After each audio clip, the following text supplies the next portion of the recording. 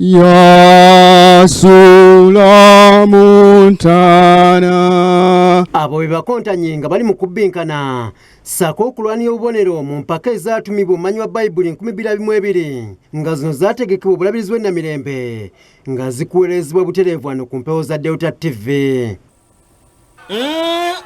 Kiganye kikuyinze era tufunyeewo kabonero. Tewali amulonda oyogera mangu nti mulonda omusoyisoyi. Mulonda omusoyisoyi nze Nandala Barbara.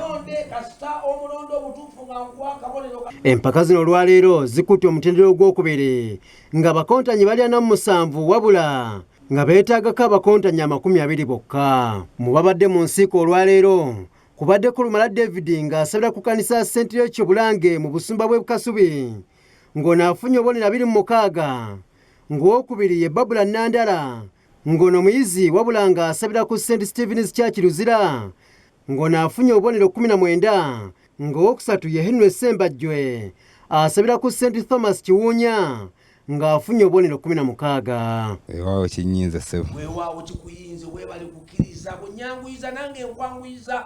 Ekyamazima erinnya sikyalijjukira. Wabula bano buli omu yeesunga buwanguzi obw'ettaka eririko ekyapa. Ebibuuzo bimpadde challenge, as in they have challenged me to go back and read hard and know more about the Bible. Ekyapa kyo nkitwala era nkyaliko nnyo neyanzanya abawagizi bange. Era nzikiriza ndi Katonda oyo andeese ajja kunkulembera mpaka ku nkomerero. Ekyapa ndi mumalirivu nja kukiwangula mu linnya lya Yesu kubanga ate kasitotandika olukontana terubadde lubi newankubadde lubadde lwakugezesa, lubadde kyakugezesa kubanga weewaawo tosobola kumanya kiki banaakubuuza. Ekyapa kisobokera ddala nga Katonda ye mubeezi.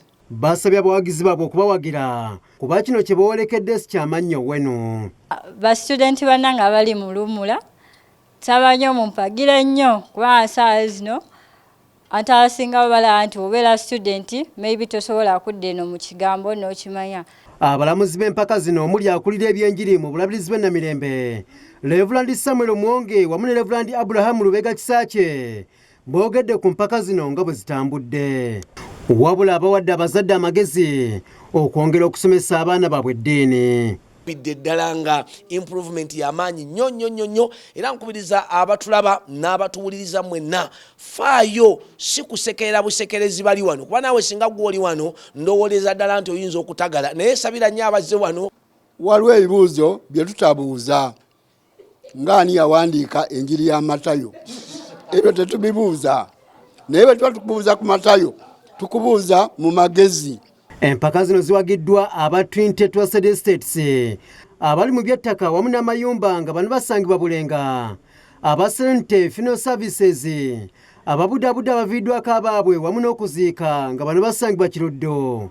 Ekitongole ky'enjiri mu bulalizi bw'ennamirembe wamu ne Delta TV tukole. Oli ku Delta TV tukole.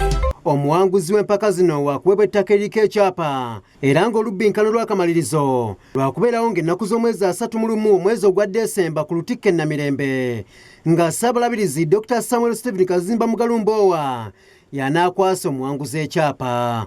Empaka zino zaakuddamu ku Lwomukaaga olujja ssaako ne Sande nga zikuweerezebwa butereevu wano ku Delta TV tukole. Kiyenji Moses, Delta TV Amasukkulumu.